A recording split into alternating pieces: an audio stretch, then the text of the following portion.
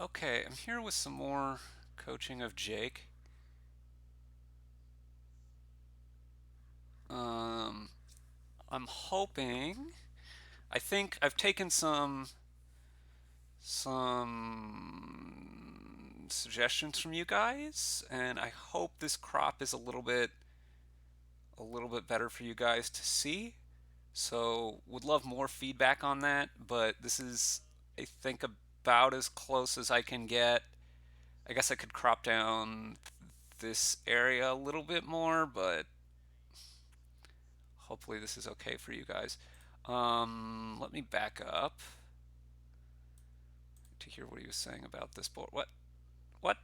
No, go back here. Okay, so he's talking about thinning existing in terms of turning stop cards into cantrips, which is technically true. You can do that, but you're never really going to get thin before the game is like mega over. You're gonna get, I think, junked by Soothsayer here. I think that's important. Let's stop again because I want to evaluate this board. You get silver. Tomb is here, but the only trashing is expand, and then embargo trashes itself. So it's a bit better than normal because it scores a point. Um, so like embargo is not good enough, but it's not that far down that scoring a point at some point may come up. It may come up. Captain is your non-terminal business, is your village basically, right? Because you can captain a chariot racer, a harbinger. Later on, you can do a conspirator. I think soothsayer is probably going to be important here because it's so hard to get rid of the curses, and the game is lasting reasonably long, and the golds are not so bad because the draw here is bad. So I think you want to get soothsayer. And then Captain looks pretty good because this conglomeration of cards seems fine. Um, Caravan Guard versus Chariot Race versus Harbinger, I don't know exactly, but I think Harbinger should probably have a place in this deck because you can't draw super well, and your deck's going to be pretty thick. There's not good trashing. So this is like pretty close to the optimal board for Harbinger. You have one terminal probably, which is probably your best card. You may get an expand later, that which case that might be your best card. But doing Harbinger shenanigans is pretty good here. Okay. Yeah, opening 5-2, opening Soothsayer Conspirator for the opponent should be very good, I think. And I would definitely take the embargo here, um, so that I can try to embargo the Soothsayer, but also if they don't collide, which they probably won't collide. And Jake's feeling a bit tilted about this between the 4-4 and the Soothsayer Open and not being able to get it and all that good business, which I understand. There is also bats here though, so like if your deck is garbage, it could be worse. Jake is saying that he feels like he's screwed already. Um, yeah, I don't know. What did he do on turn 3? Wait, what did Jake do on turn 3? He got a car guard, so he has two car guards here. Okay. I don't know how I feel about Caravan Guard. It's probably fine. You know what? It's probably a little bit better than it mostly plays nice with Harbinger later on. It's probably better than like it approaches being Peddler in these kinds of decks. So yeah, that makes some sense. So it looks like Jake's opponent hasn't played Soothsayer yet, which means that probably their Soothsayer and Embargo collided on turn 3, and they played Embargo over Soothsayer, and I don't. That doesn't seem great to me. I think you'd rather play the Soothsayer than the Embargo. Like I get that you want to embargo the 5 before your opponent can get it, but I don't know. Could be wrong. Jake gets the expand here, which I'm not sure if I think is actually better than the captain at this point or not. Um, but it may well be. I honestly haven't thought about it. Um, this is six. This should almost certainly be a captain. Like gold is fine, but it's not as good as captain here, I don't think. Especially since Jake does have two terminals,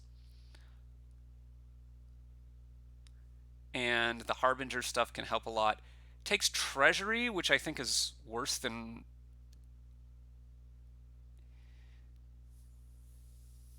a lot.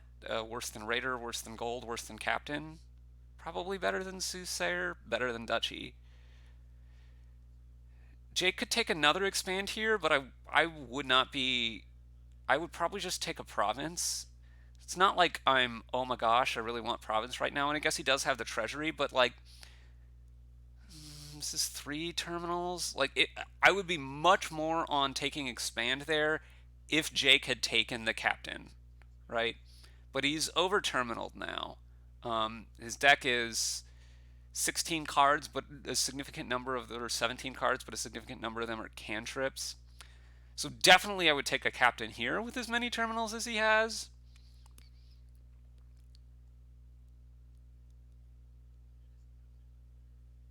And this is the first point it seems like Jake has considered captain. He just said, "How good is captain? I wonder." And now he's thinking about getting a gold, which seems probably worse than Raider here. The deck is thick enough that I think the attack on Raider is worth it over gold. I think. Not 100% sure about that, even though. But I would be getting a captain, but he's just getting more treasuries, which seems pretty bad to me. Treasury is a fine card, but as Jake points out, it keeps him from getting the caravan guards in his opening hand. Although I think the bigger deal is just that, well, like Peddler is a fine card. This is not much better than Peddler, and Jake's piling out caravan guards. He's thinking about another expand, which is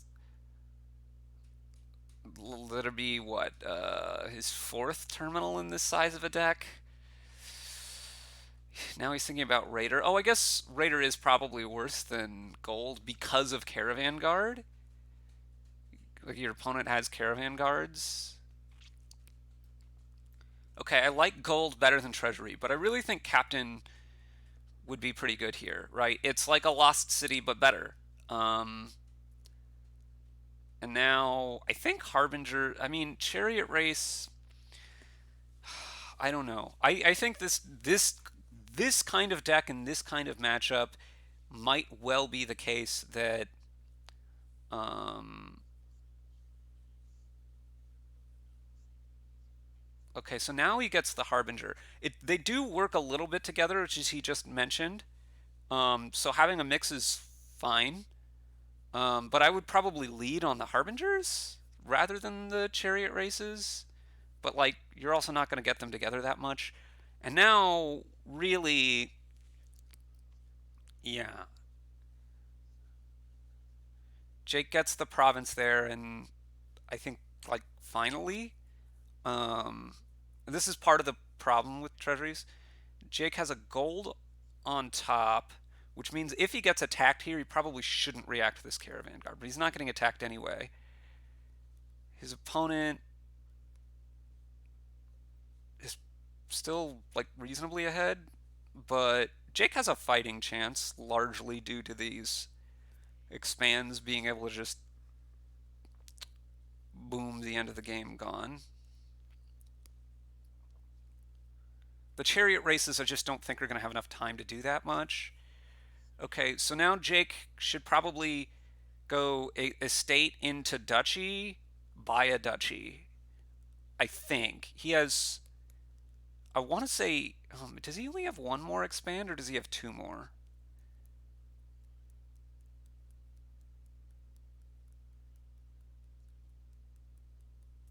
I don't know. Yeah, maybe. I don't know. But I think like you're just trying to buy a province or two and then expand out the rest of the game. I don't really think you're seeing these cards that you're shuffling in that much more, except maybe via this Harbinger you have. But I think you're Harbingering the expands. So, I mean, you definitely want to top deck something here. It's just a question of what. And then I would get another Harbinger, I think, over Silver Chariot Racer, Conspirator. I guess the other thing, oh, Bass Points, and that makes a lot of sense. Actually, that's got to be better than yeah. So that was a good play by Jake there to take the Bass Points, I think. Um,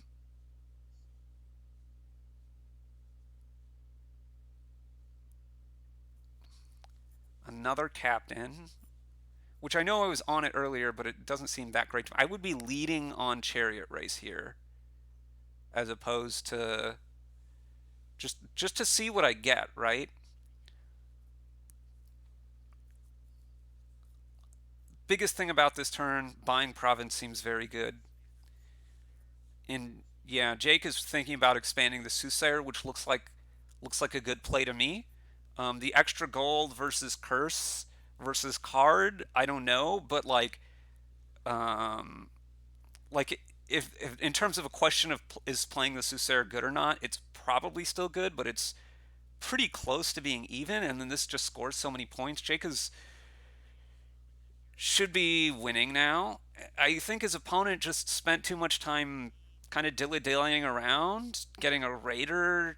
The captains were fine but not great. His opponent is way too hot on these chariot races and then also didn't get the best luck with the chariot races. Jake has had expensive stuff on top mostly, but his opponent's going for so many cantrips here, I think is the problem. And just like, okay, it's a lot of cantrips, but that doesn't do a lot. He only has one terminal space, obviously, and so yeah, expand province into province makes a ton of sense. And then you should buy something because you can't get bath points because you've gained something.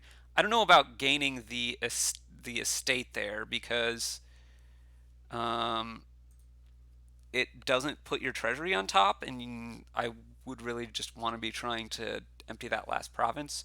But here we can again see the power of Harbinger, where he could have, and especially with some other cantrips, right? Jake this turn can Harbinger the expand back on top, draw it with the treasury, and then end the game. So, what's the story here? His opponent didn't play Soothsayer often enough, went way too overboard, I think, on getting cantrips without having enough stuff in the rest of the deck. The Raider was pretty bad. The expands were pretty good for Jake, but like the chariot races, his opponent got bad luck on them, but also they weren't doing enough. Kind of the same thing with the caravan guards. Um, and just with the lack of deck control here, upping your money density a bit to be able to get these good cards seemed to be more important. And then Harbinger letting you play your particularly good cards more often, I think, would also have been good. Um, Hard to know more without seeing his opponent's hand, but uh, yeah, probably money distribution was also not great luck wise for his opponent. Although I guess it's possible that some of these six buys and maybe even the sevens could have been provinces and weren't, and just waited too long. But I think yeah, all the cantrips didn't do enough for the opponent, and they didn't spend enough time getting what they thought was good. But also don't tilt off at the start because like you can still win games.